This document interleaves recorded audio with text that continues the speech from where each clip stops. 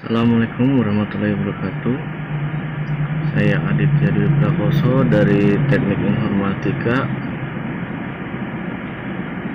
semester 6 ingin menjelaskan pengertian multiplexing untuk memenuhi syarat ujian akhir semester mata kuliah komunikasi data. Apa sih multiplexing itu? Multiplexing adalah teknik menggabungkan beberapa sinyal untuk dikirimkan secara bersamaan pada suatu kanal transmisi, di mana perangkat yang melakukan multiplexing disebut multiplexer atau disebut juga dengan istilah transceiver atau MUX. Dan untuk di sisi penerima, gabungan sinyal-sinyal itu akan kembali dipisahkan sesuai dengan tujuan masing-masing. Proses ini disebut dengan demultiplexing receiver, atau perangkat yang melakukan demultiplexing disebut dengan demultiplexer atau disebut juga dengan istilah DMUX. Tujuan multiplexing yaitu meningkatkan efisiensi penggunaan bandwidth atau kapasitas saluran transmisi dengan cara berbagi akses bersama. Apa yang dimaksud dengan multiplexing dan demultiplexing? Multiplexing merupakan sebuah proses di mana protokol pada sebuah layer dapat melakukan proses encapsulation terhadap paket data dari beberapa buah protokol di layer atas secara bersamaan dalam satu waktu. Demultiplexing merupakan sebuah proses di mana protokol melakukan proses pembukaan bungkusan mengantarkan paket ke beberapa buah protokol di layer atas. Proses multiplexing dan demultiplexing dilakukan oleh komputer pengirim atau source dan komputer tujuan. Nah, di sini ada jenis-jenis multiplexing. Yang pertama adalah FDM, Frequency Division Multiplexing, yaitu teknik menggabungkan banyak saluran input menjadi sebuah saluran output berdasarkan frekuensi. Jadi total bandwidth dari keseluruhan saluran dibagi menjadi sub-sub saluran oleh frekuensi. Prinsip dari FDM adalah pembagian bandwidth saluran transmisi atas sejumlah kanal, di mana masing-masing kanal dialokasikan ke pasangan entitas yang berkomunikasi. Nah, ini adalah contoh gambarnya.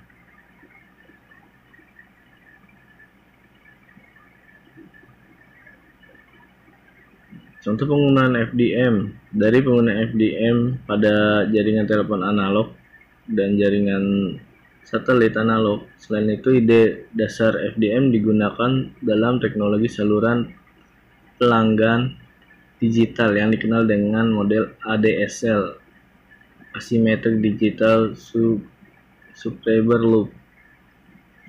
Nah, apa sih kelebihan dan kekurangan FDM? Kelebihannya yang pertama adalah FDM tidak sensitif terhadap perlambatan atau perkembangan keterlambatan. Teknik persamaan saluran yang diperlukan untuk sistem FDM tidak sekompleks seperti yang digunakan pada sistem TDM. Nah, kekurangannya adanya kebutuhan untuk memfilter bandpass yang harganya relatif mahal dan rumit untuk dibangun. Penguatan tenaga di transmitter yang digunakan memiliki karakteristik non-linear, dan aplikasi non-linear mengarah kepada pembuatan komponen spectral out of band yang dapat mengganggu saluran FDM yang lain. 2. TDM, Time Division Multiplexing, yaitu terminal atau channel pemakaian bersama-sama kabel yang cepat dengan setiap channel membutuhkan waktu tertentu secara bergiliran. TDM menerapkan prinsip pergiliran waktu pemakaian saluran transmisi dengan mengalokasikan suatu slot waktu bagi setiap pemakai saluran, artinya bandwidth yang ada dipisahkan menjadi channel-channel kecil berdasarkan waktunya. Salah satu permasalahan utama dari TDM ini adalah bandwidth yang dialokasikan ke sejumlah koneksi hanya dialokasikan ke koneksi tersebut, baik yang sedang digunakan maupun yang tidak. Jadi kita tetap membayar untuk kapasitas yang tidak digunakan. Hal ini mengakibatkan TDM cukup mahal. Nah, TDM sendiri terbagi menjadi dua, yaitu Synchronous Time Definition Multiplexing (STDM). Hubungan antara sisi pengirim dan sisi penerima dalam komunikasi data yang menerapkan teknik Synchronous TDM. Nah, ini adalah contoh gambar STDM multiplexing proses ya.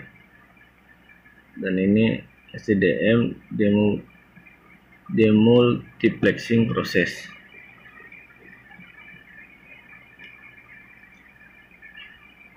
Dua, Asynchronous Time Definition Multiplexing ATDM untuk mengoptimalkan penggunaan saluran dengan cara menghindari adanya suatu waktu yang kosong akibat tidak adanya data.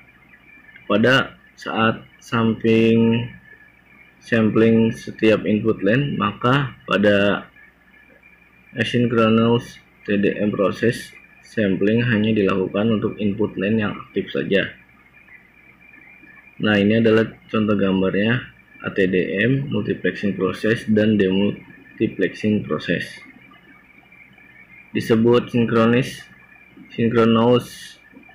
karena time slotnya dialokasikan ke sumber-sumber tertentu, di mana time slot untuk tiap sumber ditransmisikan pada ATDM, memanfaatkan fakta bahwa tidak semua terminal mengirimkan data setiap saat.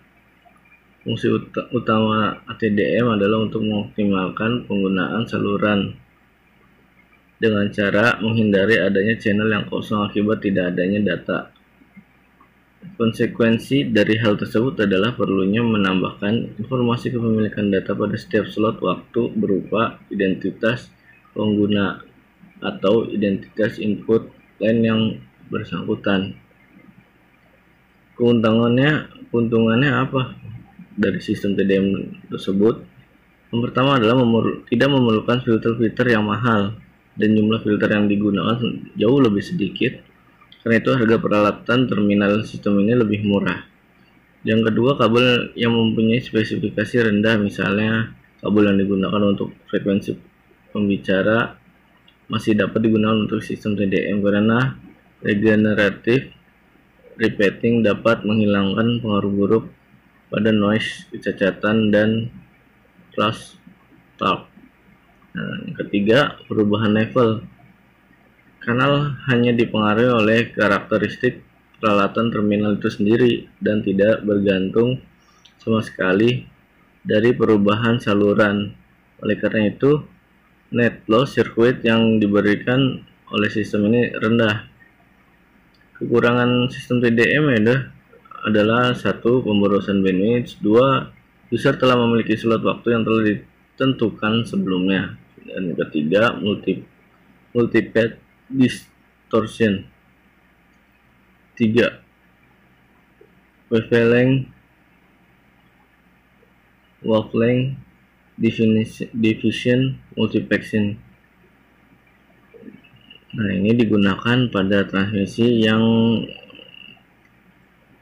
melalui serat optik, di mana sinyal yang ditransmisikan berupa sinar. Pada WDM, prinsip yang diterapkan mirip seperti FDM, hanya dengan cara perbedaan sepanjang gelombang. Sejumlah berkas sinar yang panjang gelombang berbeda ditransmisikan secara simultan melalui serat optik yang sama.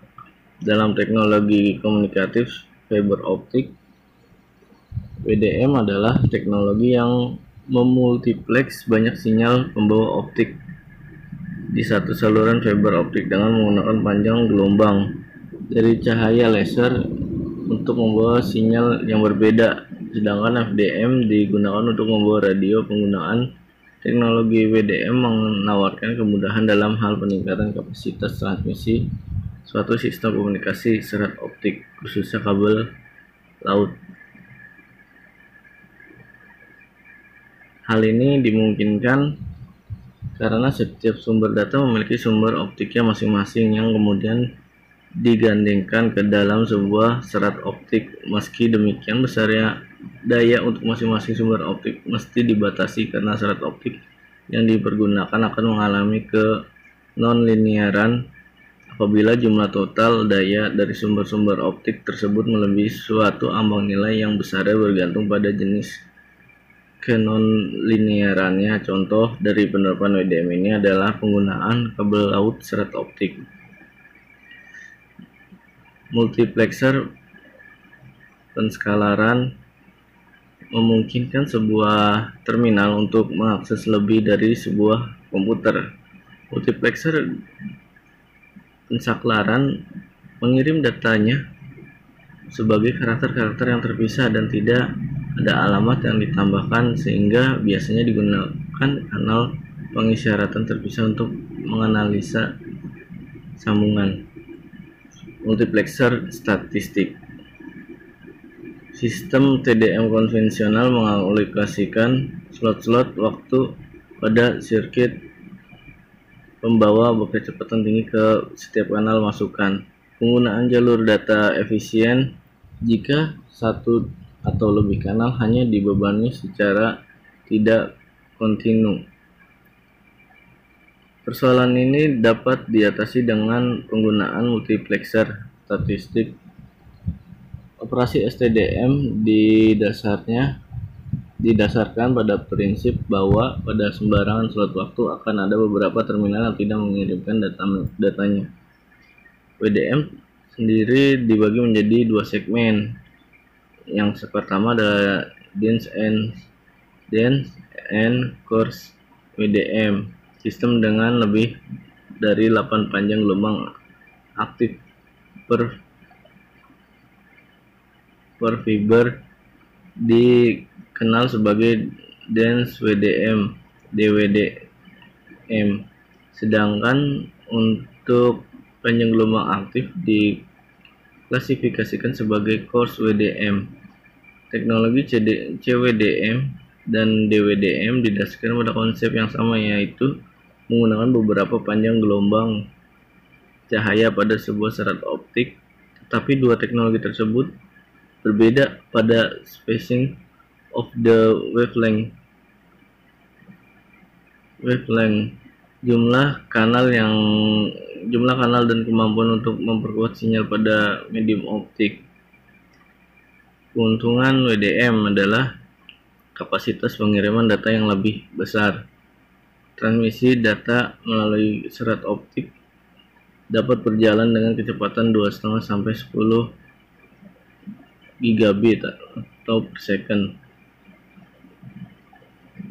per second,